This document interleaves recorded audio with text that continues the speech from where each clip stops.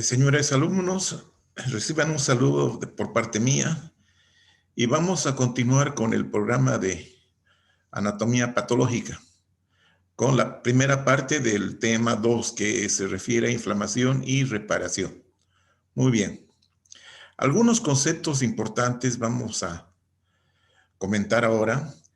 La inflamación es la reacción de los tejidos vivos vascularizados. Esto es importante tener en cuenta. Tejidos vivos vascularizados frente a una agresión local. La causa, o sea, se refiere a la agresión, ¿no? Pueden ser infecciones microbianas, agentes físicos o químicos y la necrosis también. Pues todas estas pueden ser causas de inflamación. Bien. Existe la forma aguda que es inmediata y la crónica que es a largo plazo. El resultado final de todo este proceso es la reparación o la curación de la herida. Entonces, ¿cómo se produce esta reacción inflamatoria? Es importante el agente causal, ¿no es cierto? El agente lesivo, que una vez que ingresa a nuestro sistema, es reconocida por moléculas y células del anfitrión, o sea, del huésped, ¿no? Entonces, cuando se instaló el agente lesivo, los leucocitos o glóbulos blancos y las proteínas plasmáticas llegan hasta el foco de agresión. Llegan, por favor, ¿no? Hasta el foco de agresión. Estos se activan con la finalidad de destruir y eliminar al agente agresor, ¿sí? Una vez que concluye esta reacción inflamatoria, ¿sí?, el tejido dañado es curado o reparado. Muy bien. Acá les voy a presentar el escenario y los protagonistas de la inflamación. Bien, aquí tenemos un vaso pequeño, ¿no? Un vaso puede ser un capilar o una vénula, bien, pero es de pequeño calibre, ¿sí? Entonces, acá sería el escenario y al tejido conectivo circundante. No se olviden, los tejidos vivos vascularizados se refieren, o sea que el tejido vascularizado es eminentemente el tejido conectivo, ¿no? Entonces, aquí están los vasos y los otros elementos del tejido conectivo, como ser las células, ya las células, por lo menos las fijas, ¿sí?, y algunos componentes de la matriz extracelular. Ahí también intervienen, sí, las fibras o los filetes nerviosos, ¿no? Los filetes nerviosos que inervan toda esta zona. Inclusive inervan a los vasos, ¿no? La dinámica de los vasos. Bien. Entonces, acá tenemos el escenario, ¿no? El tejido conectivo vascularizado. ¿Y quiénes son los protagonistas? Son una serie de células. Aquí están los mastocitos o células cebadas, que son células fijas del tejido conectivo. Entonces, estos mastocitos tienen en sus gránulos una serie de mediadores químicos de la inflamación, como ser principalmente la histamina. ¿Ya? Están los macrófagos. Estos macrófagos no son fijos, son células migrantes. No, quiero decir que no son nativas del tejido conectivo, son migrantes, porque acá el monocito emigra del vaso, sale del vaso y llega al tejido conectivo, y una vez que se ha producido la reacción inflamatoria, esta se activa y se convierte en macrófago. Los linfocitos, obviamente, son los encargados de dar la respuesta inmunitaria. Los polinucleares o los neutrófilos, estos cuando salen se encargan de la inflamación aguda, no son los primeros en emigrar hacia el tejido conectivo para producir la reacción inflamatoria. Bueno, entre las proteínas plasmáticas, acá señala, ¿no? Están el sistema del complemento, mediadores de inflamación, que se encargan de eliminar a los microbios, ¿sí? A los microorganismos, se encargan de su eliminación. Y además hay otros factores otros factores proinflamatorios plasmáticos, como ser factores de la coagulación, el sistema de las cininas. Bueno, son importantes, sí, para el proceso inflamatorio. Bien, acá tenemos, ¿sí?, la estructura del vaso. Ahí está las células endoteliales, la membrana basal y el músculo liso, ¿no es cierto? Como son pequeñitas, estos vasos como son pequeños, ¿sí? Tienen muy pocas fibras musculares lisas. Bien, entonces acá, ¿qué nos dice acá? Las células endoteliales también participan en la inflamación. Dice acá que son fuentes de mediadores de la inflamación. Por ejemplo, el óxido nítrico, las citocinas. ¿Mm? Y luego tenemos otros elementos como ser los fibroblastos, dijimos que son también células nativas del tejido conectivo, y algunos elementos de la matriz extracelular, como ser, bueno, los proteoglucanos, glucosaminoglucanos, y estas pues promueven la reparación celular, promueven la curación. Entonces, todo esto es lo que vamos a ir viendo eh, sucesivamente, ¿no?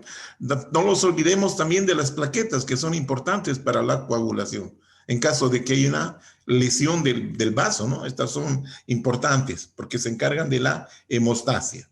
Bien, entonces las causas más comunes de inflamación están las infecciones microbianas, microorganismos, la necrosis del tejido, presencia de cuerpos extraños que ingresan a nuestro sistema y también las reacciones inmunitarias dan lugar a un proceso inflamatorio. La inflamación aguda es la respuesta inmediata o temprana de los tejidos ante una agresión por un agente lesivo, ¿no? Puede ser infeccioso o un daño tisular, traumático, corte, introducción de una astilla, en fin. En esta reacción aguda intervienen fenómenos vasculares y celulares. O sea, hay eventos vasculares del vaso, propios del vaso y de las células. ¿Sí? Entonces, en todo este proceso que ya se había descrito antes, ¿no es cierto? Hace muchos años, en la época del Imperio Romano, inclusive, este personaje, Celso, o Celsus, que se llama, ¿no? Entonces, él hizo observaciones sobre la inflamación, ¿ya? Y dio algunos parámetros, ¿no? Que se conocen como la tétrada de Celso, que son cambios resultados del proceso inflamatorio. Vamos a ver enseguida esto. Bien, ahí tenemos un proceso inflamatorio agudo. Miren, ese enrojecimiento, esa hinchazón de la zona, inclusive acá se puede ver una zona de necrosis, acá hay una colección de pus. Obviamente esta zona está caliente, aumento de temperatura local, inclusive hay dolor. Todas estas observaciones las hizo Celso. Ya, y bueno, estableció su famosa tétrada. Vamos a ver de qué se trata enseguida. ¿Qué es lo que estamos viendo acá? Miren, en esta zona estamos viendo los microbios. Estos microbios que pueden dañar al tejido, ¿no es cierto? Aquí tenemos un epitelio de revestimiento que sirve como protección, pero estos microorganismos logran ingresar y al ingresar pueden dañar el epitelio, matando a las células. Aquí tenemos entonces ya células necróticas. Bueno, una vez que han ingresado los bichitos estos, miren ustedes, acá tenemos las células fijas, ¿no es cierto? Las células que están presentes en el tejido conectivo, que van a reconocer a estos microorganismos, ¿no es cierto? Reconocimiento por los macrófagos, estas células dendríticas, que son las células presentadoras de antígenos, y otras células como los mastocitos, ¿no? Que estas secretan una serie de mediadores químicos, principalmente la histamina. Bien. Entonces, eso es lo que estamos viendo en esta zona, ¿verdad? Han reconocido. Aquí está fagocitando al bicho. Este está también fagocitan las células, porque también son macrófagos especializados, ¿sí? En este proceso de reconocimiento, estas células, macrófagos, etcétera, etcétera, liberan sustancias como ser mediadores químicos, como aminas, como la histamina acá, y algunas citocinas, que van a estimular al vaso sanguíneo. Entonces, ¿qué va a pasar en el vaso sanguíneo? Van a ocurrir los famosos fenómenos vasculares. los fenómenos vasculares. Este es el preámbulo. Aquí entonces, estos mediadores que van a estimular o van a activar el proceso inflamatorio. Entonces, es importante la participación de los vasos sanguíneos. Bueno, entonces, ¿qué es lo que va a pasar? Vamos primero con los eventos o fenómenos vasculares. ¿Cuál va a ser el principal, el principal cambio, ¿no es cierto? Va a haber una vasodilatación. Quiere decir, aumenta el calibre del vaso. Se hace más ancho, ¿sí? Más amplio. Por lo tanto, al ampliarse el lecho vascular, la corriente se hace más lenta. ¿Sí? Se enlentece, hay un enlentecimiento.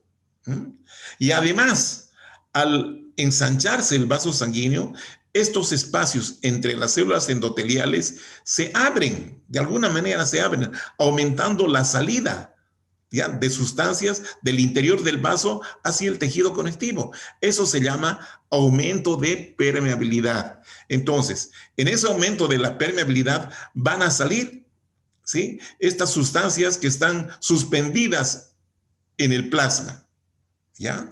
Va a haber salida de líquido. Entonces, toda esa salida de líquido nos va a provocar el edema, la hinchazón. Estos mediadores químicos de la inflamación van a participar en la eliminación, en la neutralización de la actividad de los microorganismos, ¿ya? Entonces, habíamos comentado, ¿no?, que también hay una salida de glóbulos blancos, como ser el monocito. Una vez que se activa, se convierte en macrófago. Y estos granulocitos o glóbulos blancos, como los neutrófilos, tienen capacidad fagocítica, ¿ya?, para la eliminación de las células que han muerto. Miren, acá hay muerte celular. También a los bichos se los van a fagocitar. Y bueno, elimina a los microbios y al tejido muerto. Y luego viene la reparación, ¿no es cierto?, donde participan los fibroblastos, ¿sí?, los fibroblastos, y los componentes de la matriz extracelular, ¿sí? Entonces, el resultado de esto va a ser la curación o la reparación. Bueno, todos estos cambios que hemos visto están siendo modulados, ya, o controlados por una serie de sustancias que son las citocinas, factores de crecimiento, etcétera, ¿sí? Entonces, es como una cascada. Vamos a ir viendo eso de a poquito. Bueno, veamos un poco sobre la fisiopatología de la inflamación aguda y su relación con la tétrada de Celso. Perfecto. Habíamos dicho que cuando se encuentran los microorganismos con las células que están en el tejido, ¿sí?, una vez que han penetrado, vamos a ver acá. Ahí están, ¿no es cierto?, tratando de ingresar, pueden destruir el epitelio y finalmente ingresan. Ya, pero acá hay células, estas células centinelas que se llaman, ¿eh? Células centinelas, son las primeras en recibir, las primeras en tener contacto. Bueno, entonces, de toda esta interacción de los bichos con las células centinela, hay liberación de mediadores solubles, esos mediadores solubles. Y gracias a estos mediadores solubles, ¿ya?, va a haber una activación de todo el escenario que digamos, ya sean vasos o ya sean células.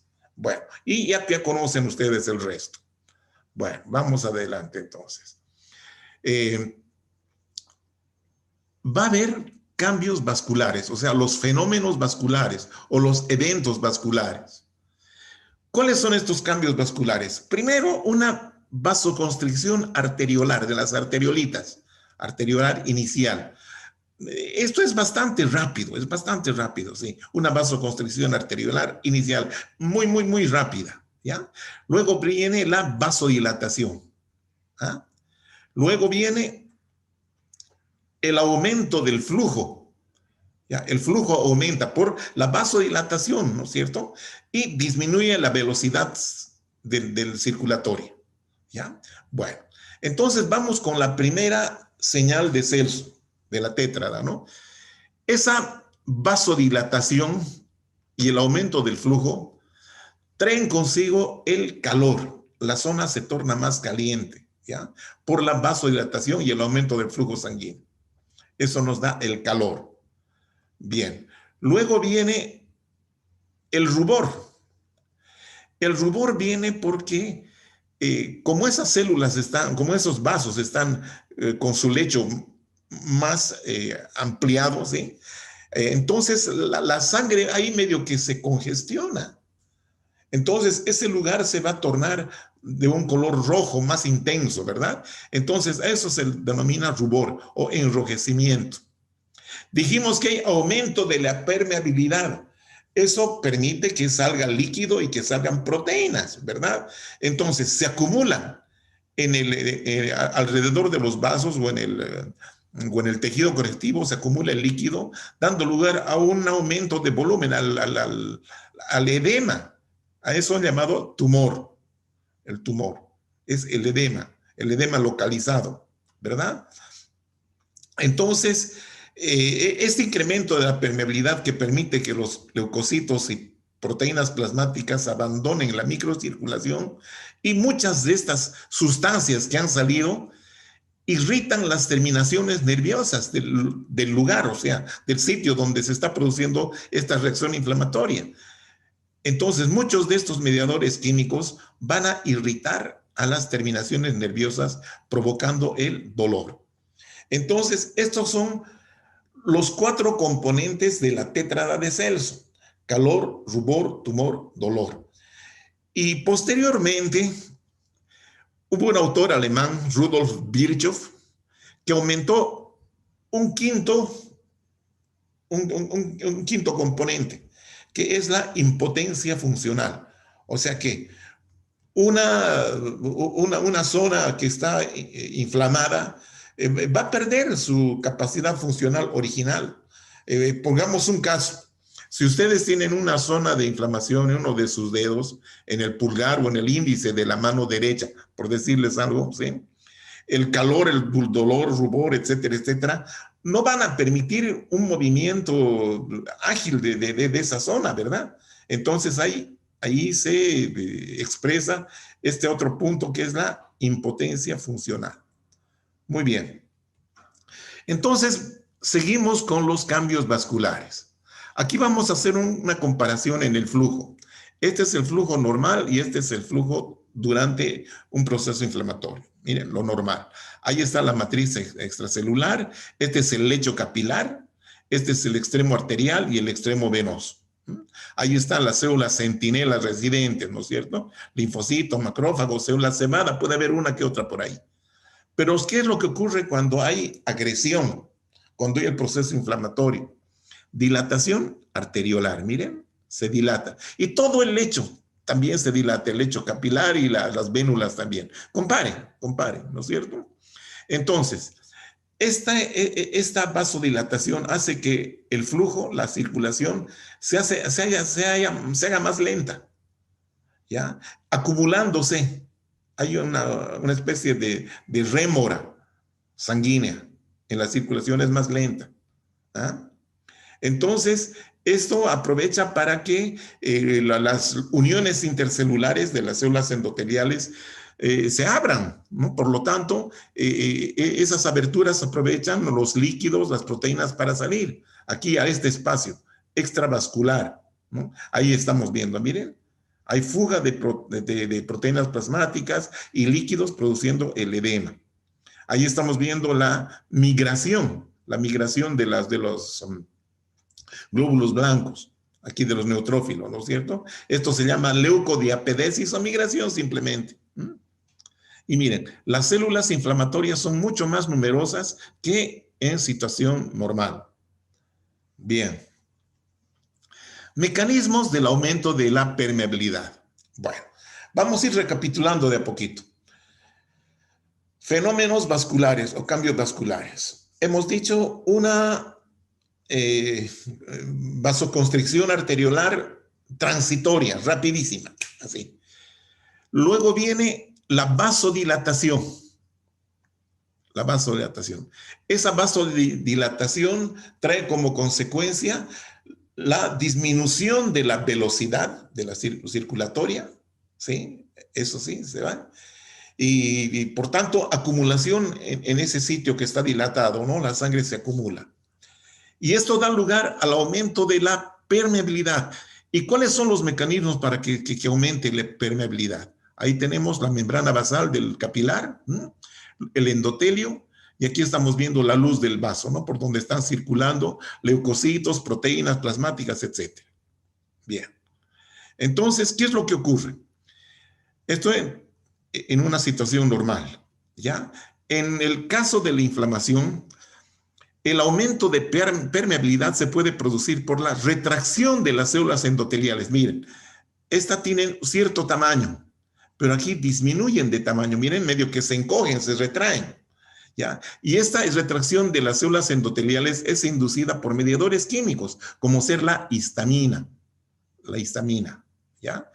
Entonces, este tipo de reacción, de la retracción, ¿sí? Es rápida y de vida corta, dura apenas minutos, ¿ya? Ahora, puede haber lesión endotelial por acción de los neutrófilos que liberan ahí sus gránulos que están llenos de enzimas degradativas y pueden producir daño. Miren, están aquí fragmentando a las células endoteliales. Esta también va a ser una causa de aumento de permeabilidad. Aumento de permeabilidad. Entonces, en este caso de destrucción de la lesión o de la célula endotelial, es causada en quemaduras. Ciertas toxinas bacterianas también pueden producir lo mismo. Y su característica es que es rápida, puede ser prolongada de horas a días, dice acá. Bueno, entonces tenemos esta segunda alternativa. ¿Ya? Aquí estamos viendo el comportamiento de los líquidos, ¿no es cierto? Nuevamente nos vamos a nuestro vasito normal. Este es un capilar, ¿sí? Bueno, entonces en el lecho capilar tenemos el extremo arterial y el extremo venoso. Arterial y venoso. La sangre fluye en este sentido, ¿sí? En este caso, de izquierda a derecha. ¿Está bien? Bueno, en condiciones normales existe un juego de presiones. Una es la presión hidrostática, ¿ya? Y otra es la presión oncótica. La presión hidrostática está dada por la fuerza de la circulación, ¿no es cierto? Debido a la contracción del corazón, que es una bomba, ¿sí? Entonces, eso ejerce una fuerza, sobre todo en el lecho arteriolar, ¿no es cierto? En las arterias. Entonces, también la gravedad influye. Eso hace que la presión hidrostática en condiciones normales permita la salida de líquidos del espacio intravascular al espacio extravascular, perdón, ¿ya? Al espacio extravascular. Bien, entonces, ¿qué es lo que ocurre acá? Hay pérdida de líquido, ¿verdad? Hay pérdida de líquido. Por lo tanto, va a haber una concentración de las proteínas plasmáticas. Hay un aumento en la concentración. Las proteínas plasmáticas, como han perdido líquido, se concentran más, produciendo un fenómeno, ya que es un fenómeno que se traduce en la presión coloidosmótica o la presión que ejercen las proteínas al haberse concentrado, entonces ejercen una fuerza para que el líquido vuelva. Entonces, acá se va a producir el intercambio de nutrientes y de gases gracias a este juego de presiones. La presión hidrostática a nivel del extremo arterial y la presión oncótica o coloidosmótica en el extremo venoso. Perfecto, ¿ya? Ahora, cuando hay lesión, algún tipo de situaciones de inflamación, por ejemplo, ¿sí? ¿Qué puede ocurrir? Que puede haber aumento de la presión hidrostática. Puede ser por algún tipo de que no esté dejando fluir, ¿no es cierto? Hay alguna obstrucción, digamos, en este extremo o en toda la parte venosa, ¿no es cierto? Entonces acá la presión hidrostática aumenta. ¿Ah? Aquí dice, una causa puede ser obstrucción al flujo de salida venoso, puede ser. Por ejemplo, la insuficiencia cardíaca congestiva, ¿de acuerdo? Entonces, aquí hay fuga de líquido, básicamente de líquido, ¿ya? De agua, si ustedes quieren. Ahí está la flecha bien grande, ¿sí? Entonces, cuando sale líquido, ahí está acumulándose líquido en el espacio extravascular, vamos a llamar trasudado. Trasudado. ¿Mm? Y otra causa de trasudado también puede ser a nivel de la zona de las venas, ¿no es cierto? Disminución de la presión oncótica, mira, que haya menos cantidad de proteínas, que no ejerzan una buena presión. ¿Mm? Acá puede ser por reducción de la síntesis de proteínas, en hepatopatías, por ejemplo. ¿Mm? En aumento de la pérdida de las proteínas, por ejemplo, un síndrome nefrótico, ¿no es cierto? Entonces, no hay suficiente proteína para que ejercer una, un buen retorno, ¿no es cierto? Una buena presión coloidosmótica. Entonces, como no hay presión, va a salir nomás el líquido y no retorna, no retorna. Y el líquido se acumula acá afuera. ¿Mm? Y el exudado, ¿qué se refiere al exudado? Aquí es cuando hay lesión endotelial más importante, ¿verdad? Las aberturas son mayores. Entonces, acá no solamente sale agua o líquido por acá, sino también hay fuga de líquido, además proteínas. Ahí están las proteínas. ¿Eh? Bueno, entonces, esa es la situación. En la inflamación, este cuadro es el que, digamos, más se presenta, ¿no es cierto? Por lesión endotelial, ¿no es cierto? Básicamente. ¿Mm?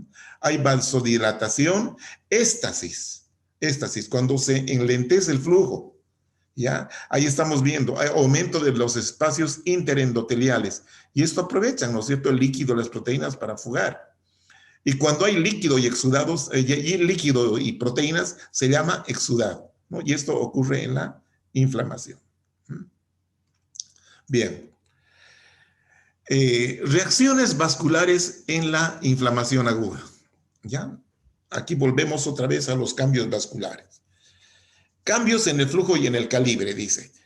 En cuanto al calibre, la vasodilatación, es el ensanchamiento del lecho vascular, ¿no es cierto? Inducida por mediadores químicos, con el consiguiente aumento del flujo. O sea, la cantidad de sangre es mayor porque se ha ensanchado el calibre, obvio, ¿no es cierto? Aumento de la permeabilidad de la microcirculación. Aumento de la permeabilidad en la microcirculación, que condiciona la éstasis del flujo vascular. O sea, que contribuye al enlentecimiento, ¿no es cierto? Que se haga más lenta la circulación. Ahora, normalmente el flujo sanguíneo es de tipo laminar. Voy a explicarles enseguida. Bueno, al producirse, volvemos un poquito acá antes de pasar a este punto. Aumento de la permeabilidad, ya sabemos que es el aumento. Éstasis circulatoria, ya con aumento del flujo, ¿no es cierto? Éstasis significa que la velocidad del flujo no está muy bien, al contrario, está más lento, ¿no es cierto? Entonces, esto hace que ese flujo laminar se pierda. ¿Y qué hacen los glóbulos blancos o los sólidos de la sangre? Tratan de irse hacia las paredes, ¿ya? Hacia las paredes. Enseguida les muestro, ¿no? Aquí estamos viendo, ¿sí? Esto es pulmón, un proceso agudo. Sí, estas son las paredes de los alvéolos. Miren los capilares alveolares sumamente ensanchados, con glóbulos rojos en su interior. Aquí han aprovechado para salir los leucocitos. Miren, ahí está. Ahí han salido los leucocitos. Entonces, este es un proceso inflamatorio, ¿no? Un proceso inflamatorio. ¿Ah? Vasodilatación. Y aquí estamos viendo la circulación normal. Estamos viendo desde el interior de la luz de un vaso. Ahí está, mire todo el endotelio, que es un epitelio simple plano. Y aquí están circulando glóbulos blancos, glóbulos rojos, plaquetas. Bueno, cuando el flujo es normal, se produce un flujo laminar. ¿Esto qué significa? Que los elementos formes de la sangre corren por el centro, ¿ya? Y en la periferia, cerca al endotelio, es solamente líquido, no hay material sólido, no hay elementos sólidos. Entonces, ese es el flujo laminar normal. Ahora, cuando hay éstasis, cuando hay vasodilatación y éstasis, ese flujo que les decía, se pierde, ¿no es cierto? Ese flujo laminar se pierde. Entonces, no hay, es como un río, ¿ya? Cuando el lecho del río es bastante estrecho, entonces se puede ver cómo corre el agua, ¿no es cierto? Formando una serie de figuras, estrías, etc. Pero cuando ese lecho vascular se amplía, entonces se produce un remanso, ¿verdad? Una rémora. Entonces, eso hace que se pierda la característica laminar del flujo. Y entonces los elementos formes, ¿ya? Los elementos figurados, si ustedes quieren, tienden a pegarse hacia el endotelio. Tienden a pegarse hacia el endotelio. Bueno, ahora ustedes ya saben por qué se producen los fenómenos vasculares por los mediadores químicos de la inflamación, que estimulan a que se produzca eso. Por ejemplo, la histamina, ¿no es cierto? Es uno de los más importantes vasodilatadores o vasoactivos, si ustedes quieren. Nos vamos a los cambios celulares. ¿Ya? Cambios celulares. Tenemos la extravasación, o sea, la salida de los glóbulos blancos, de los leucocitos. ¿Ya? Y luego viene la fagocitosis.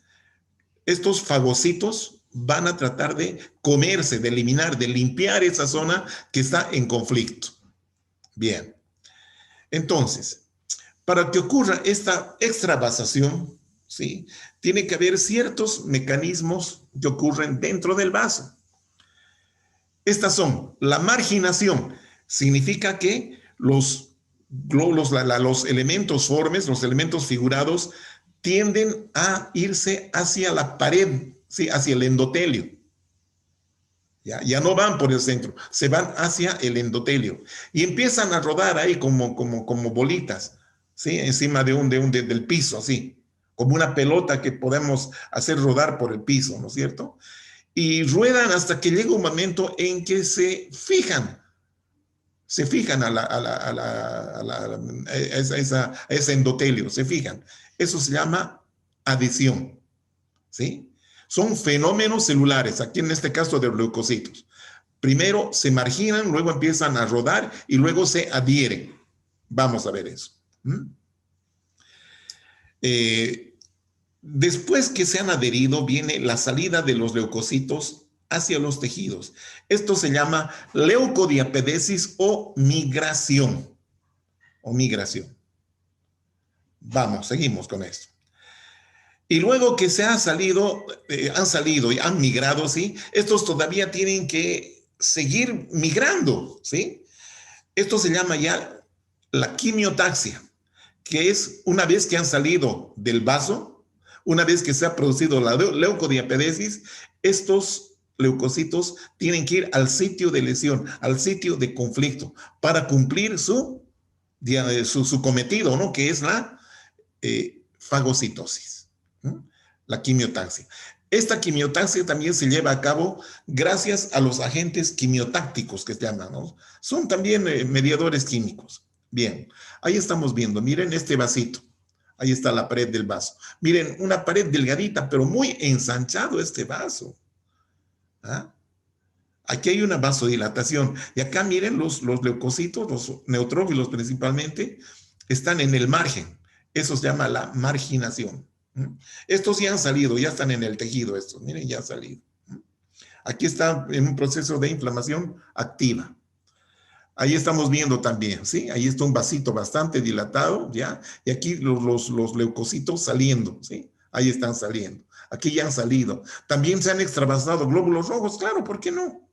Si estos que son más grandes pueden salir sin problema, también los glóbulos rojos, plaquetas también salen. Y el líquido, miren, este es el líquido de la zona del edema. Edema. Bien. Entonces, vamos a hablar sobre los cambios celulares. Aquí un poquito más en detalle. Hubo la vasodilatación con el éstasis circulatorio o la éstasis circulatoria, no hay problema. Aquí tenemos un neutrófilo, un leucocito, ¿ya? Se ha marginado, se va hacia el endotelio. Estas son las células endoteliales, la membrana basal, ¿ya?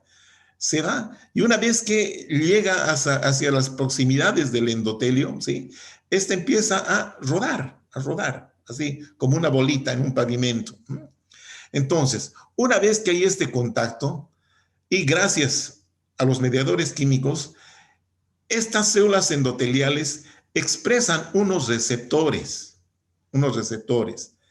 Si son proteínas, expresan. Normalmente no están, pero cuando hay proceso inflamatorio, estas se expresan. Estas son, en este caso, las selectinas. Puede ser P, puede ser E. Selectinas. Bueno, estos son receptores. Y también el leucocito, ¿ya? Tiene proteínas de superficie, como ser las glucoproteínas Cialis-Lewis modificadas, estas verdecitas de acá, y también las integrinas. Aquí las integrinas están inactivas, pero las selectinas, estas que son por parte del endotelio, tienen afinidad por esas glucoproteínas, las Cialis-Lewis. ¿Ah? Ahí está. Entonces, aquí estamos viendo dos glucoproteínas que han encontrado, ¿sí? Ahí su parejita en los receptores de la célula endotelial, ¿ya? Y además hay una colaboración de estos otros productos que son las quimiosinas, que ya vamos a ver de qué se trata, que también tiene su receptorcito, protoglucano. Entonces, esto provoca el rodamiento, ¿sí? El rodamiento, ¿ya? Y gracias a estas quimiosinas, estas hacen que las integrinas que estaban acá inactivas, miren, están cerraditas acá. Acá también cerraditas, inactivas. ¿Eh? Acá se activen, se abran, miren, ahí están abiertitas. ¿Ah? Y resulta que también las células endoteliales expresan otro tipo de receptores, ya que son las moléculas de adhesión intercelular, las ICAM. ¿eh? Ahí tienen sus receptores o su ligando. ¿ya? Entonces acá es esa afinidad que tiene la integrina con el ICAM, ligando de integrinas. Entonces, una vez que estas se han unido, miren, el ICAM con la integrina activa, ¿sí? Entonces acá se queda el leucocito. Entonces acá se ha producido la adhesión. Hasta aquí era el rodamiento.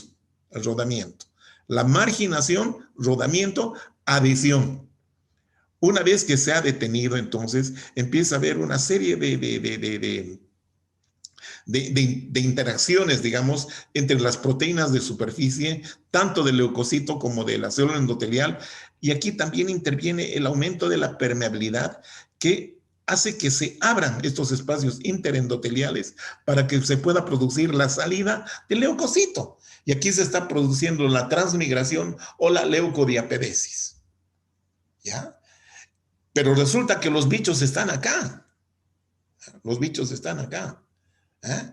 Entonces, existen estos fenómenos quimiotácticos. La quimiotaxia, es ese factor de migración del leucocito hacia el sitio de lesión. Y aquí están, miren, ya están fagocitando acá. Bueno, entonces, en este proceso inflamatorio se liberan las quimiosinas, que son proteínas plasmáticas, ¿no es cierto? Que penetran a la luz para digamos, reforzar este proceso de migración este proceso de rodamiento y de adhesión, las quimiosinas. Bueno, entonces, por otro lado, acá tenemos un histiocito, ¿ya? Un histiocito que gracias a la acción de estos mediadores químicos se ha activado y se convierte en macrófago. Y está fagocitando aquí microbios, ¿no es cierto? Y en este proceso de fagocitosis también libera una serie de productos, como ser unas citocinas, como el factor de necrosis tumoral y la interleucina 1, que van a, digamos, coadyuvar a que las células, las células endoteliales, expresen, ya sea selectinas o los ligandos ICAM, ¿no es cierto? Estas proteínas ICAM. ¿Ah? Bueno, entonces es todo un proceso muy dinámico esto. Bien, entonces acá en la matriz estamos viendo, y acá este es el medio extracelular, ¿no es cierto? Donde vamos a encontrar fibrina, fibronectrina, que son productos de o componentes de la matriz extracelular. Bien. Entonces, ¿qué ocurre con los leucocitos? Reclutamiento de los leucocitos para los sitios de inflamación. Bien. Para el proceso de reclutamiento de los leucocitos es necesaria la participación de moléculas endoteliales y moléculas de adhesión de leucocitos. Moléculas endoteliales. Ya hemos visto las selectinas y las ICAM, ¿no es cierto? Las moléculas de adhesión. Bueno, la fijación y el rodamiento de leucocitos sobre el endotelio está mediada por las selectinas. Perfecto. La adherencia, adhesión, ¿no? Adherencia firme del leucocito al endotelio está mediada por las integrinas. Perfecto, ¿ya? Varias citocinas promueven la expresión de ligandos de selectinas e integrinas, ¿sí? Varias citocinas. Hemos visto el factor de necrosis tumoral, la interleucina 1, ¿verdad? Favoreciendo el proceso de reclutamiento leucocitario. Reclutamientos leucocitarios se refiere a los cambios, ¿no es cierto? A ese proceso que están sufriendo los leucocitos, ¿ya? No solamente es un leucocito, son miles de leucocitos que están en ese proceso de marginación, rodamiento, transmigración, ¿no es cierto? Para ir justamente a neutralizar al agente lesivo, ¿verdad? A los microbios. Bueno, acá tenemos, por ejemplo, el leucocito y el endotelio. Las selectinas que tienen apetencia por unas moléculas, las glucoproteínas Cia-Lewis, ¿no es cierto? Las selectinas. Y estas van a provocar el rodamiento. Luego tenemos las integrinas, que son muy importantes, ¿sí? Estas, gracias a la acción de las quimiosinas, etcétera, se inactivan. Y acá tenemos estos receptores a nivel de la célula endotelial, el ICAM, por ejemplo, ¿no? Entonces, una vez que se expresa, esta tiene mucha afinidad por la integrina, que ya se ha activado, de inactiva, se activó. Entonces, tiene esa afinidad para que se produzca la adhesión, que es el paso previo a la transmigración o la leucodiapedesis. Ahí estamos viendo, miren, esta es una célula endotelial, su núcleo, y acá tenemos en condiciones normales unos cuerpos aquí en el citoplasma de la célula endotelial, ¿no es cierto? Que llaman los cuerpos de Weibel-Palade. Bueno, entonces, gracias a los mediadores químicos como la histamina, que es la principal ejecutora de la vasodilatación, y también la trombina, ¿por qué no? Permite que las selectinas que estaban en los cuerpos de Weibel-Palade se expresen en la superficie, ¿eh? Se redistribuyen. ¿Esto para qué? Para que se produzca el rodamiento. Muy bien.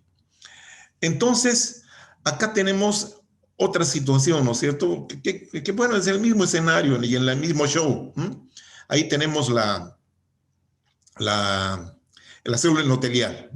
Y aquí tenemos el neutrófilo con sus integrinas, miren, sus integrinas. ¿Ya? Entonces, en un principio estas integrinas durante el rodamiento están inactivas, ¿ya? Pero la producción en el proceso inflamatorio de estas citocinas, como son el factor de necrosis tumoral y la interleucina 1, ¿sí? Hace que se expresen los ligandos para la integrina, ¿ya? Esas moléculas ICAM que habíamos visto, ¿no? moléculas de adhesión interendotelial que tienen afinidad por las integrinas que ya se han activado, ¿no? Antes de la adhesión, ¿sí? Ya se activan para justamente tener este contacto y se produzca la adhesión.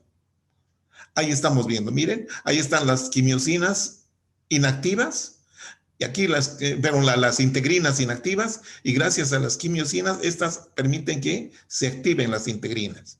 O sea, moléculas de alta afinidad que se pueden unir hacia las ICAM, ¿no? Si estas proteínas ICAM, ¿ah? De la célula endotelial. Entonces aquí se completó el proceso de adhesión. ¿Qué son las quimiosinas? Decíamos. Son pequeñas proteínas que actúan principalmente como quimioatrayentes para algunos leucocitos. Estimulan el reclutamiento de leucocitos en la inflamación y controlan la migración normal de células a través de varios tejidos. O sea, la quimiotaxia, ¿no es cierto? La migración normal, ¿no? Bueno, se producen estas quimiosinas por estímulos inflamatorios y también constitutivamente, o sea, en forma normal, durante la organogénesis. Esto en el periodo embrionar. Bien. Entonces aquí seguimos con los cambios celulares. Ahí estamos viendo, sí, una abertura a nivel del capilar, ya que permite la salida, ¿no es cierto? La salida, ¿no? Ahí estamos viendo la transmigración o diapedesis. Aquí esto es un neutrófilo y estos son monocitos. Los monocitos se estimulan y se convierten en macrófagos, que aquí están atrapando microbios, miren, para fagocitarlos. Ahí están los gérmenes patógenos. Aquí tenemos una célula cebada o un mastocito. Entonces, estos liberan histamina, y la histamina es el principal vasodilatador. Vasodilatador, y aumenta también la permeabilidad. Aquí tenemos un filete nervioso, una fibra nerviosa, que algunos mediadores pueden provocar irritación, y esto provoca el dolor. Ahí también el neutrófilo fagocitando, miren. Bien. Quimiotaxia y activación leucocitaria. Se refiere quimiotaxia al movimiento de leucocitos orientados por un gradiente químico hacia el foco de lesión, hacia la zona de conflicto. Los mediadores químicos que estimulan la adhesión leucocito-endotelio y la transmigración son la histamina, que produce la vasodilatación, y ya conocemos estas citocinas, ¿sí? Que son el factor de necrosis tumoral y la interleucina 1. Los leucocitos se activan por estímulos quimiotácticos que activan los sistemas enzimáticos de membrana y proteínas contráctiles intracelulares, dando lugar al movimiento celular. Bueno, entonces, estos agentes proinflamatorios, los agentes que también provocan la quimiotaxia, ¿sí? Van a activar sistemas enzimáticos en la membrana y de proteínas contráctiles, como ser la actina, ¿no es cierto? La actina del citoesqueleto. Entonces, estas van a producir movimientos así como ameboideos, ¿sí? Entonces, gracias a ese mecanismo, van a poder llegar hasta el punto de conflicto. Primero emigran los neutrófilos y luego los monocitos. Es por eso que los neutrófilos, están presentes en los procesos agudos. Y luego los monocitos. Bien. Ahí tenemos, ¿no es cierto? Un pinchazo. Puede ser una aguja, una astilla. Bueno, juntamente con este agente, con este pinchazo, llegan los agentes patógenos. ¿Ya? Y acá los esperan las células centinela, que son los primeros en tratar de detener el efecto agresor de estos patógenos. Entonces, en ese proceso se liberan estas moléculas, ¿no es cierto?, solubles. Moléculas solubles, que son señales químicas que van hacia los vasos sanguíneos. Por ejemplo, la histamina, ¿no es cierto?, que es liberada por esa célula centinela, que es el mastocito o célula cebada. Bueno, ahí estamos viendo el calibre. Miren cómo se produce la vasodilatación, aumento de permeabilidad, que hace que salga líquido y que salgan los leucocitos al lugar de la lesión, ¿no? Para comérselos, para destruirlos. Y una vez que se han eliminado, digamos, al agente agresor, viene la curación, ¿no? La curación. Bien. Entonces viene esta otra parte, esta otra fase de los cambios celulares, la fagocitosis. Teníamos la migración, ya migraron, ya están los leucocitos en el sitio de conflicto, ya en el área de guerra, digamos así. Entonces, ¿qué es lo que va a ocurrir ahora? Reconocimiento y fijación, dice acá. Participan los receptores fagocíticos, obviamente de los fagocitos, ¿no? Bueno. Tenemos acá receptores de manosa de los macrófagos, o sea que hay proteínas en la superficie de los macrófagos que son receptores de manosa. La manosa es un producto que generalmente está presente en las paredes de muchos microbios, ¿sí? La manosa, ¿ya?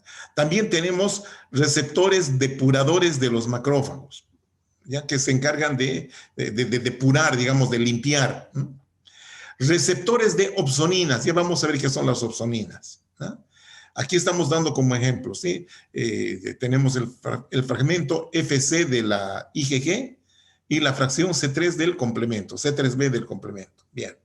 Entonces, estos son, digamos, las armas, ya las armas que expresan los fagocitos, ya las armas que expresan, para poder enfrentarse a los bichotes estos, ¿no? A los agentes patógenos. Entonces, una vez que se produce esa fijación gracias a estos receptores, ocurre el atrapamiento. Una vez que la partícula se une al receptor, o sea, puede ser una fracción del microbio o el microbio entero, ¿sí? Se forma el fagosoma, entonces empieza a englobarlo, ¿sí? Engloba, se lo va comiendo, ¿no? Se lo incluye en su interior, ¿ya? Hay una fagocitosis. Entonces, el fagosoma es una fracción de la membrana celular con el bicho adentro, ¿no? Con el microbio adentro, que se introduce hacia el interior, ¿no es cierto? Para luego que se va a fusionar con un lisosoma. Y los lisosomas son organelas que contienen gran cantidad de enzimas degradativas, ¿no? Bueno, y luego viene la destrucción y degradación del bicho. Destrucción y degradación. Y acá tenemos varias alternativas, ¿no? Mecanismos dependientes del oxígeno. Tenemos el estallido oxidativo y la participación de estas enzimas, las mieloperoxidasas. Principalmente están presentes en los gránulos de los neutrófilos, ¿no? De los granulocitos, ¿no? Principalmente neutrófilos, pero. Mecanismos independientes del oxígeno. La presencia de la proteína bactericida de aumento de permeabilidad, eso es el BPI, ¿ya? Tenemos otras, la lisocima, que hidroliza el glucocáliz, que a veces es bastante importante en algunas bacterias. La lactoferrina, la proteína básica principal de eosinófilos y algunas otras defensinas, ¿no? Que son, digamos, la artillería de los fagocitos para degradar al bicho. Entonces, y también en una degradación posterior pueden intervenir otras enzimas lisosomales, pero estas son las principales. Bien, ahí tenemos el asunto, ¿no es cierto? Aquí está el bicho que tiene sus proteínas de superficie y acá tenemos el fagocito, su membrana celular. Lo primero que ocurre es el reconocimiento, reconocer, gracias a sus receptores fagocíticos. Ahí está. Entonces, reconocen. Una vez que reconocen, fijan al bicho, ¿sí? Al receptor, y entonces empieza a ver esta situación, ¿no? Que se invagina primero la membrana, formando una concavidad, y aquí está el bicho. Se invagina y luego se cierra. Miren, estos dos extremos se fusionan y se produce el fagosoma con el microbio ingerido. ¿Ah? Bien. Por otro lado están los lisosomas, que son organelas del citoplasma, ¿no? De la célula, que en el caso de los fagocitos son numerosos e importantes. Entonces acá se fusionan, miren, el lisosoma con el fagosoma. Y esto es un fagolisosoma, un fagolisosoma. Ahí están, ¿no? Las enzimas que se unen alrededor del bicho este y empieza la degradación. La degradación, ¿ya? Estas son por enzimas lisosomales, dijimos, ¿ya? Pero también es muy importante esta otra forma, la degradación dependiente del oxígeno. Entonces, acá hay una serie de reacciones oxidativas. Por ejemplo, aquí tenemos en la superficie del fagosoma, ¿sí? Del fagosoma, estas enzimas que no oxidasas. ¿Y qué función tiene oxidasa? Bueno, hay algunos elementos del citosol, como por ejemplo la nicotinamina, adenina dinucleótido, fosfato, ¿sí? Se oxida, ¿no? Se oxida. Entonces hay una reacción de oxidación. Y en estas reacciones oxidativas empiezan a aparecer los eros, las especies reactivas del oxígeno. Entonces tenemos acá, en estas reacciones primero se forman el ion superóxido. Este ion superóxido va a seguir degradándose, formando peróxido de hidrógeno. ¿Ya? Aquí, gracias a la mieloperoxidasa más el cloro, van a formar una serie de compuestos, el hidroxilo, el ácido hipocloroso, y además también intervienen el óxido nítrico, que se activa gracias a la arginina, ¿sí? A la arginina. Entonces, el óxido nítrico también contribuye a que estas especies reactivas destruyan al microorganismo. Al microorganismo. Entonces es dependiente del oxígeno y este es independiente, ¿no? Dependiente del oxígeno es esto. Bueno, así es la cosa, jóvenes. Y aquí estamos viendo lo mismo, ¿no? Aquí básicamente este es un neutrófilo, ¿no? Un polimorfo nuclear. Cuando está activado, miren, en su superficie presenta estos receptores. El receptor C3b y el receptor FC de la IgG. Entonces, acá tenemos el bicho, este bicho que se prepara, digamos, ¿no? Lo preparan, ¿no? Aquí la opsonización, por ejemplo, es que se cubra de C3b. Y también de inmunoglobulina, ¿no es cierto? La inmunidad humoral, ustedes saben, ¿sí? Que son sustancias que envuelven al microorganismo para facilitar su fagocitosis, el englobamiento. Y miren, acá tienes receptores para el C3b y para la fracción FC de la IgG. Entonces, esto hace mucho más fácil el englobamiento, ¿sí? Y aquí está destruyéndose mediante estos productos, resultados de la degradación del oxígeno, ¿no? De los procesos oxidativos. Ahí estamos viendo el ion superóxido, el peróxido de hidrógeno, que contribuyen a la destrucción. ¿Ya? Y por otro lado, también otros como son la lactoferrina, la proteína básica principal, la mieloperoxidasa, que gracias a la arginina produce una serie de productos que son los eros, ¿no es cierto?, que van a destruir al microorganismo. Bien, ahí tenemos un macrófago atrapando bichos, ¿no? Estos pseudópodos que se llaman atrapan para ingresarlos a su interior y destruirlos, ¿no? Ahí tenemos un ejemplo de inflamación aguda, ¿sí? Inflamación aguda. Miren, ahí este es pulmón, vasodilatación de los capilares, de las paredes alveolares, y aquí gran cantidad de neutrófilos, neutrófilos, sí. Y también tenemos acá, ¿no? Algunas células plasmáticas, y por ahí vamos a ver uno que otro macrófago. Aquí, pero todavía no abundan los macrófagos. Principalmente son los neutrófilos. Bien. ¿Y cuáles son los mediadores químicos de la inflamación? Tenemos dos fuentes para los mediadores químicos de la inflamación. los celulares y los plasmáticos.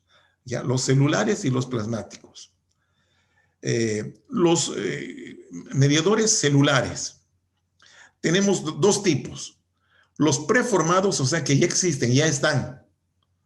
Y los que se forman después o gracias a un estímulo inflamatorio. Son los recién sintetizados, ¿no es cierto? Pero estos son los preformados, que se encuentran en los gránulos de secreción generalmente de los fagocitos. Entonces aquí vamos a ver cuáles son estos. Tenemos a la histamina, que ¿dónde se encuentran? Normalmente, porque ya están preformados, ¿no es cierto? En los mastocitos o células cebadas, en los basófilos y en las plaquetas, la histamina. Luego tenemos la serotonina, principalmente en las plaquetas. Enzimas lisosomales, o sea, en las enzimas de neutrófilos y macrófagos, en los fagocitos, ¿ya? Esos son los preformados, los que ya están listos. En cambio, los que hay que preparar, ya van a ser los recién sintetizados. Ahí tenemos varias opciones, ¿no es cierto? Tenemos las prostaglandinas, leucotrienos, factores activadores de plaquetas, en fin. Las prostaglandinas se encuentran en todos los leucocitos o la producen, elaboran prostaglandinas, todos los leucocitos, plaquetas y células endoteliales. Los leucotrienos, todos los leucocitos. Factor activador de plaquetas, todos los leucocitos, células endoteliales. Especies reactivas del oxígeno, los EROS, todos los leucocitos. Óxido nítrico, principalmente macrófagos. Citocinas, los linfocitos, macrófagos, células endoteliales. ¿Ya? Son de origen celular, ya sean preparados o por preparar. ¿Ya? Porque tenemos otros mediadores químicos que vienen del plasma circulante. ¿Y cuál es su principal fuente? El hígado. El hígado. Entonces, tenemos el factor de Hagemann, ¿no es cierto? La activación de este factor, ¿sí?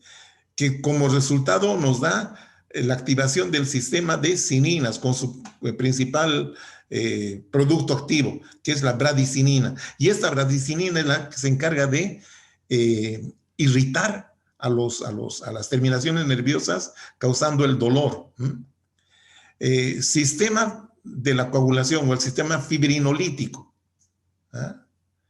Que es, bueno, que después de la fibrinólisis se producen metabolitos que sirven como proinflamatorios. Activación del complemento, que es una serie de proteínas, ¿no es cierto?, que están circulando, inactivas obviamente, pero cuando hay inflamación se activan, dando lugar a la cascada del complemento, con sus diferentes fracciones. La C3A y la C5A, conocidas como anafilotoxinas. La C3B, que es una opsonina. Y un grupo de proteínas que son desde la C5B hasta la C9, que se denomina complejo de ataque de membrana. Ya. Por ejemplo, bueno, dijimos del sistema de la coagulación, la fibrinólisis. Esta fibrinólisis está dada por una enzima que se llama la plasmina, así se llama. Bien, hablemos un poquito de cada uno, rápidamente. La histamina se detectan en mastocitos, basófilos y plaquetas, ya dijimos eso. ¿Cuál es su acción? Vasodilatación, aumento de permeabilidad. ¿Cuál es la causa de que se libere la histamina? Agentes físicos, frío, calor, reacción inmunitaria dependiente de la IgG. Por ejemplo, el asma, ¿no? El asma. Las alergias, bueno.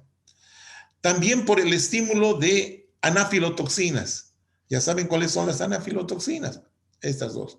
La fracción C3A y C5A del complemento. Entonces, estas anafilotoxinas estimulan a estas células para liberar histamina. ¿Ya? Bien. La serotonina. Características similares a la histamina. Vasodilatación, aumento de la permeabilidad. Estas se encuentran principalmente en plaquetas, pero también se las ha descrito en las células enterocromafines, en las células del sistema PUD, ¿ya? Que pueden encontrarse a nivel del sistema respiratorio, del sistema digestivo, Y también, ¿por qué no respiratorio? Son vasoactivas, ¿no es cierto? Dijimos que producen aumento de la permeabilidad principalmente. Tal vez no tanto produzcan aumento de la permeabilidad, pero sí son muy vasoactivas. Estas se producen en caso de agregación plaquetaria o en contacto con la colágena, ¿no? Con la proteína colágena. O también si se contactan con la trombina e inmunocomplejos. Los inmunocomplejos, ya saben ustedes, que son la unión del antígeno con el anticuerpo. Bien. El sistema de complemento, dice acá, son proteínas que están circulando del suero, que se activan en cadena, o sea que va desde la 1, 2, 3, 4 hasta, son 9 fracciones. Bueno, entonces, ¿qué funciones biológicas tienen las diferentes fracciones del complemento? Fenómenos vasculares, cambios vasculares pueden presentar estas, ¿no es cierto?, las anafilotoxinas. ¿Por qué? Porque estimulan a la liberación de histamina. ¿Y la histamina qué es lo que hace? Aumento de la permeabilidad y vasodilatación. Perfecto. Contribuyen en la fagocitosis porque opsonizan. ¿Ya? Sobre todo esta fracción, la C3b, es una opsonina. ¿Ya? Se une al microorganismo para facilitar la fagocitosis, porque los fagocitos tienen receptores de C3b en su superficie. Perfecto. También participan en la quimiotaxis o quimiotaxia y activación de leucocitos, principalmente la C5a, ¿no? Que es una anafilotoxina. Otra función que tienen es esta molécula muy grande, ¿sí? Que produce lisis de células y bacterias. Es el complejo de ataque de membrana. Prácticamente las revienta, ¿no es cierto? Bien. Entonces, ¿cómo se produce la activación? Existen 3 vías de activación del sistema de complemento. La vía clásica es cuando hay salida de anticuerpos y estos anticuerpos que se unen a los receptores a nivel de la bacteria, ¿no? De la bacteria, sí, o del microbio en este caso, ¿ya? La vía alternativa es directamente, el microbio es atrapado, ¿ya? Y luego destruido directamente hacia la fracción C3b. En esta vía alternativa no pasa por la 1 o la 2, no, sino va directamente a la C3. Ya prácticamente aquí se obvian el paso 1 y el paso 2, o sea, la degradación de la fracción C1 y de la fracción C2. Directamente, sí, se produce la intervención de los componentes para activar el C3. ¿Ya? Se activa el C3 para destruir al microbio. Y tenemos la otra alternativa, que es la vía de las lectinas. Bueno, en los microbios, los microbios, ¿sí? Tienen unos receptores de superficie que tienen afinidad por la manosa, ¿no es cierto? Sobre todo aquellas que son difícil de destruirlos, difícil de fagocitarlos, ¿no? Pero bueno, ahí tenemos la lectina que se fija a la superficie de estos bichos. Bueno, entonces ya vayan en orden, C1, C2 o directamente al C3. El punto clave es la activación del C3, de la fracción C3. Entonces, ¿qué es lo que va a ocurrir? La C3b dijimos que es una opsonina. Entonces, van a opsonizar al microbio. Y esta opsonización, ¿a qué nos lleva? A facilitar la fagocitosis.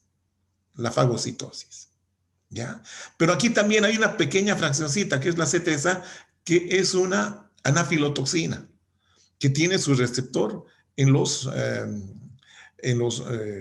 neutrófilos, ¿ya? Entonces, esta estimula reclutamiento y activación de leucocitos. Entonces, una vez que se activen, tienen capacidad fagocítica los neutrófilos y van a fagocitar.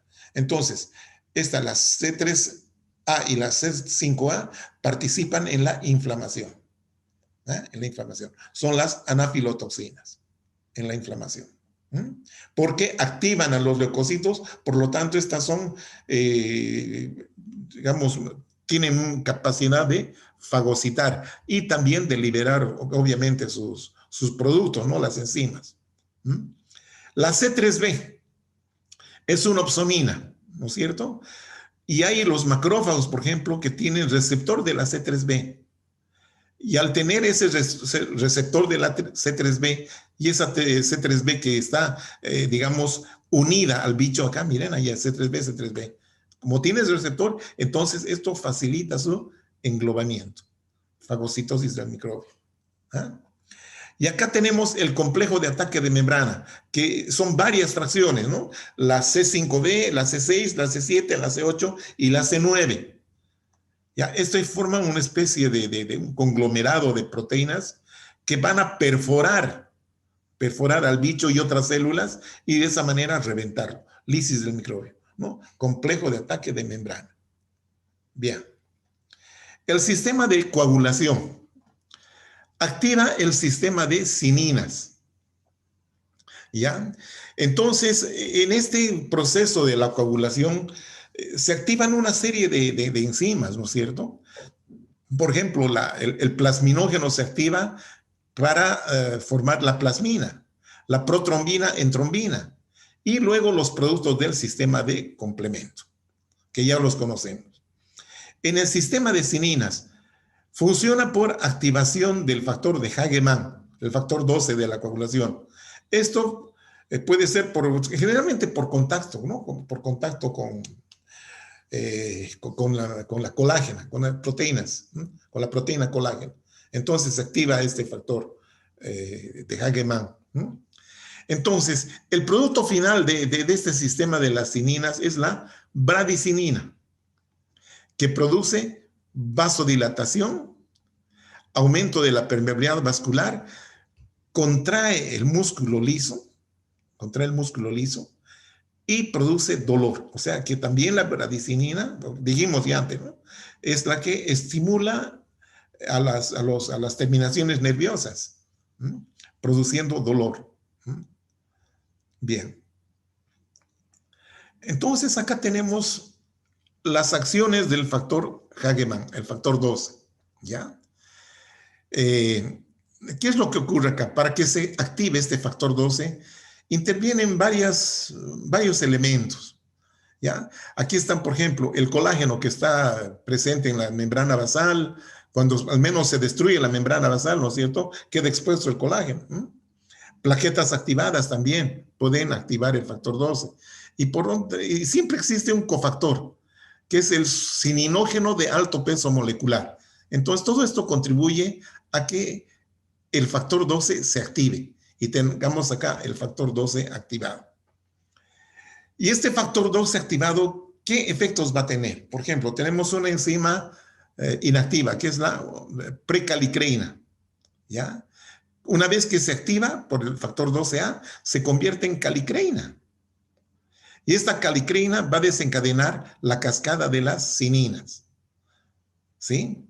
Entonces, esta calicreína, ¿sí? Más la ayuda, ¿no? La participación del cininógeno de alto peso molecular van a dar lugar a la conversión a cinina, a la bradicinina. Bien. Bueno, y esta calicreína también participa en la conversión del plasminógeno inactivo en plasmina. Esto entonces estamos hablando ya del sistema fibrinolítico. ¿Por qué? Porque la plasmina es un fibrinolítico. ¿Qué es lo que hace? ¿Sí? Destruye, degrada a la fibrina. Y en ese proceso de degradación de la fibrina, que es una proteína, ¿no es cierto?, que participa en la coagulación, en la hemostasia. Entonces, estos productos de degradación de la fibrina pueden convertir el C3 en C3 activo, en C3A. En cambio, la calicreína también puede hacer que la fracción C5 se active y forme la C5 activa, ¿no? La C3, o sea, las anafilotoxinas que participan en la inflamación. Entonces, estas ya son derivadas de la cascada del complemento. Bien. Por otro lado, también tenemos que el factor 12A estimula otros factores de coagulación que convierte la protrombina en trombina. ¿Y la trombina qué es lo que hace? Activar el fibrinógeno, convirtiéndola en fibrina. Y el fibrina luego con la plasmina se degrada y vienen, ¿no?, los productos, etc. Pero al final son productos inflamatorios, son mediadores químicos inflamatorios derivados de la activación del factor 12 o de la cascada de la coagulación, como quiera llamarse. Bien. Ahora tenemos otros mediadores químicos. Por ejemplo, son los metabolitos del ácido araquidónico. ¿Qué es el ácido araquidónico? Es un componente de los fosfolípidos de la membrana celular. ¿Ya? De la membrana celular. Cuando hay un proceso inflamatorio, un proceso de lesión, entonces, se activan unas enzimas, las fosfolipasas. Entonces, ¿qué hacen las fosfolipasas? Van a afectar a los fosfolípidos de la membrana. ¿Ya? Y uno de esos productos es el ácido araquidónico. Aquí un detallito, miren. Los esteroides o los corticoides, corticosteroides, como quieran llamarse, ¿sí?, inhiben este proceso de la acción de las fosfolipasas. Por lo tanto, los esteroides son antiinflamatorios, son poderosos antiinflamatorios. Bien. Entonces, ¿qué es lo que pasa con el ácido araquidónico? Tiene dos vías de activación. Una puede ser por combinación con la ciclooxigenasa, que es una enzima. Si el ácido araquidónico es degradado por la ciclooxigenasa, ¿sí?, se producen las prostaglandinas, que son de diversos tipos. Las prostaglandinas, ¿sí? También se va a producir el tromboxano y otras prostaglandinas, ¿sí? La prostaglandina G1, 2, por ejemplo, acá otras, la D2, la E, en fin, son las prostaglandinas, que tienen diversas acciones, ¿ya? Por ejemplo, las más importantes, es una, la PGI2, también conocida como prostaciclina. Esta participa en la inflamación. ¿De qué manera? Produce vasodilatación y es un anticoagulante. Inhibe la agregación plaquetaria. Es un anticoagulante. Y tenemos otro que es el tromboxano A2, el otro producto, que tiene acciones, digamos, diferentes, ¿no?, contrarias a la prostaciclina. Esta causa vasoconstricción y es un procoagulante. Y estas otras que son de menor importancia pueden producir vasodilatación y aumento de la permeabilidad vascular. ¿Ah? Bien. Esto en cuanto a la vía ciclooxigenasa. Esta vía ciclooxigenasa puede ser inhibida por la aspirina, ya la indometacina y algunos otros antiinflamatorios, ¿no? Porque inhiben la acción de la ciclooxigenasa, por lo tanto, entonces, no va a haber ni prostaglandinas ni tromboxanos. Bien. La otra vía es la vía de la lipoxigenasa. De esta vía surgen los leucotrienos. Una serie de leucotrienos que tienen, digamos, varias acciones, ¿ya? Por ejemplo, entre los leucotrienos tenemos el leucotrieno B2, que favorece a la quimiotaxia, ¿no?, la migración hacia el punto de conflicto de los leucocitos. Otros leucotrienos, el C, D y E, los leucotrienos, producen broncoespasmo por contracción del músculo bronquial, músculo liso bronquial, pero también pueden aumentar la permeabilidad vascular, ¿ya? Y otros productos que son las lipoxinas, que son antiinflamatorios también, ¿ya? Pero son de menor importancia, ¿ya? Entonces, no se olviden, prostaglandinas, leucotrienos. Entre las prostaglandinas, las más importantes son la prostaciclina y el tromboxano.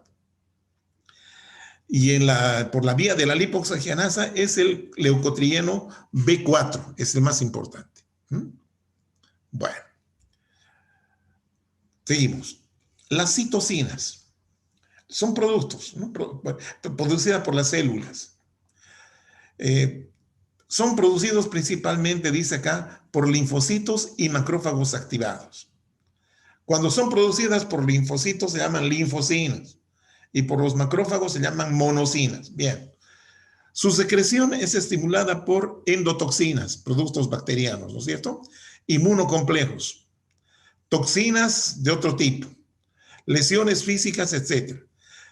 Producen activación endotelial gracias a la acción de la interleucina 1, ¿me acuerdan? Que también es un quimiotáctico y activador de neutrófilos, claro que sí. Activador de neutrófilos. El óxido nítrico, secretado principalmente por células endoteliales y macrófagos.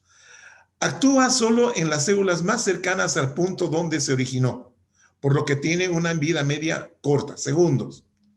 Relaja el músculo liso de la pared vascular, o sea, interviene un poquito en la vasodilatación. Disminuye la agregación y adhesión plaquetaria, o sea, es un anticoagulante. Es un citotóxico para microorganismos, eso hemos visto, y células tumorales, ya que se trata de un radical libre. Muy bien, jóvenes. Hemos visto esta primera parte, ya la próxima semana veremos la segunda parte. Cuídense.